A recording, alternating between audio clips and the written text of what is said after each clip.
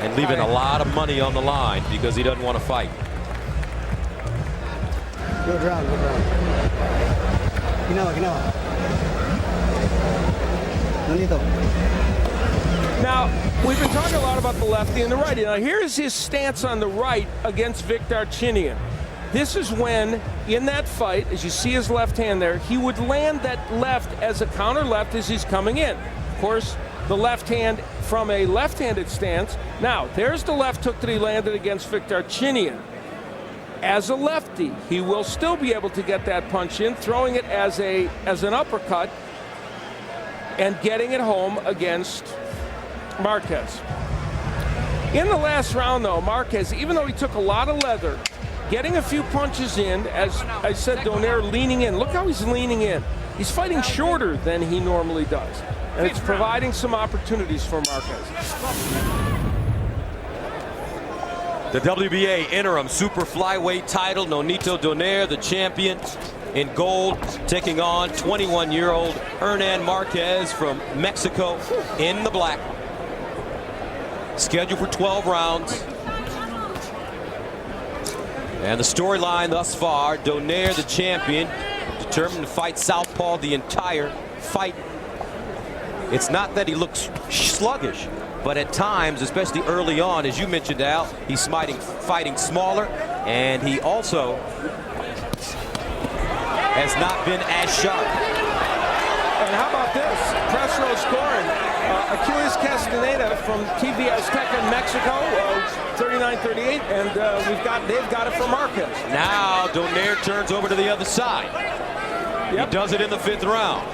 Back to fighting as a righty. I guess he had enough, huh? Yes, he did. Nice body shot, though, by Marquez. Marquez told us during our fighter meeting, I've been sparring against bigger guys, heavier guys, harder punchers, and I know that if I keep my emotions in control, I can go out there and beat this man. Now, we saw the press row scoring, as I mentioned, and two of the judges, and I want to mention Ray Colon, also from the Puerto Rico paper, and Marvin Fonseca from an international news agency. Two of the judges actually had... Ooh, nice left hook by Donaire. Marquez in trouble trying to hold on, and Donaire nails him with the left hand that puts him down for the first time in the fight. So he goes back to fighting orthodox, and he scores the first knockdown in the same round. Marquez in trouble. He's got wobbly legs.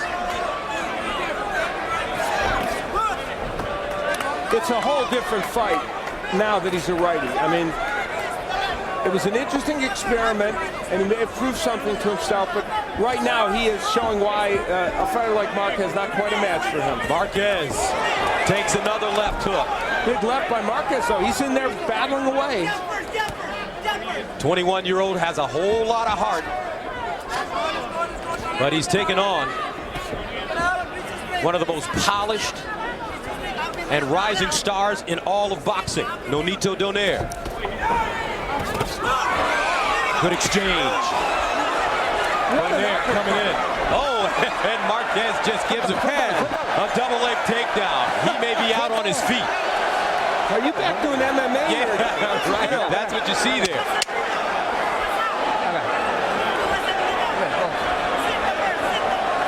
And that's the end of the round.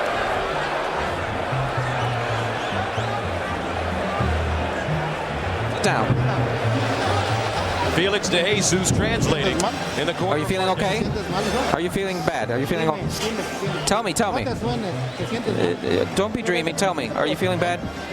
Can you continue? Are you feeling bad? Are you feeling bad? Can you keep going? Marquez trying to shake things up. Tell me. And why not? The power punching of Donaire as a righty. There's the hook, which he delivers a little better as a right-hander, and then the right hand, which was the big punch in that sequence. And Marquez just kind of holding on at that juncture. Later on, good combinations by Donaire, and that left uppercut was as good a punch as Donaire can land. I'm shocked that Marquez didn't go down. Instead, he grabs hold of Donaire, kind of as a time-saving effort. So in the 5th round, Donaire came out and switched back to the orthodox stance and knocked down Marquez for the first time in this fight. He looked terrific. The left hook sending the young Mexican to the canvas. Oh, another left hook right on the button. As Marquez now starts to retreat. He's starting to feel the size and power of the bigger man. And you know, some people have criticized Donaire for taking on a lot of smaller opponents who are coming up now. In the last fight, he was a last-minute replacement for another fighter that was in his weight class. That's part of the reason why Donaire wants to go up to 118. They are not finding him the opponents at this weight class that makes sense. And up at 118, there's Hagasawa from Japan. There's Montiel. If Darchinian fights him, it'll probably be at 118. Those are the fights that he wants, and he needs a major fight the next time out. Right hand landing by Donaire. Stiff jab. Now he's moving in. Ooh, beautiful right hook. Give Hernan Marquez credit. He's facing a man who punches very well at 115. He's taking bombs and not going down. Uppercut. Misses with the left hook. Donaire, great combination punching in the last 2 rounds. Well, it's a whole different fight, isn't it?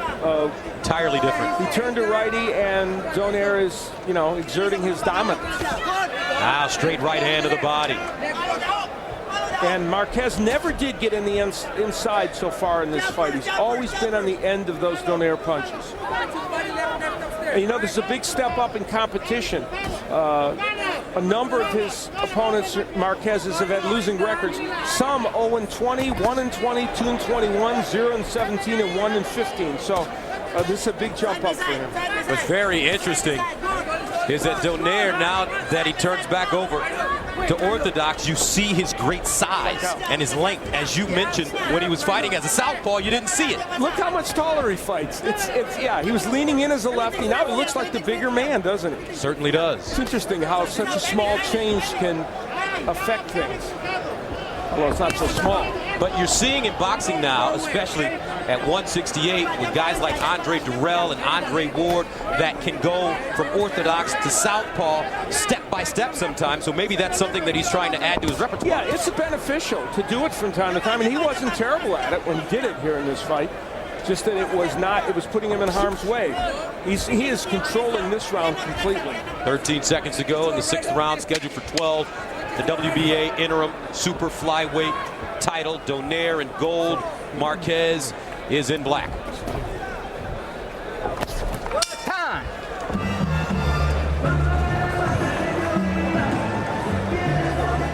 And next Friday, Showbox, the new generation, presents a triple header featuring 4 undefeated rising stars. Showbox, the new generation. Okay. Like that. Ginawa. Next good? Yeah. Like that. Huh? Very straight. Come on.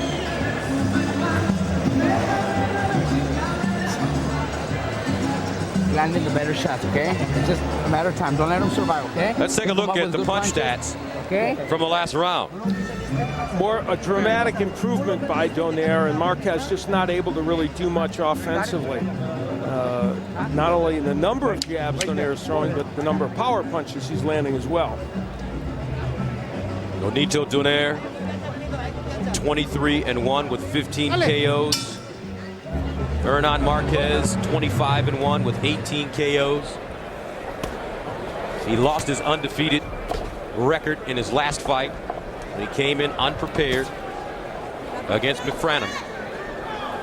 And, you know, Stephen Luevino, who is a fighter who fought both of the fighters in our main event, one Manuel Lopez and Concepcion, sparred with Donaire. Good right hook by Marquez. Sparred with Donaire for this, so he got tremendous sparring from a guy who's only 1 fight away from being a champion. Well, Marquez is showing some great combinations early in this round. Let's take a look at the press row scoring now. What a change. Yeah, Donaire pulling ahead on all scorecards, and that's appropriate. This, of course, is unofficial scoring. We don't know how the judges are seeing it. And sometimes you get the feeling for Donaire, he wants to get in the rounds. Yeah, I mean, I think maybe you're right, Gus. I think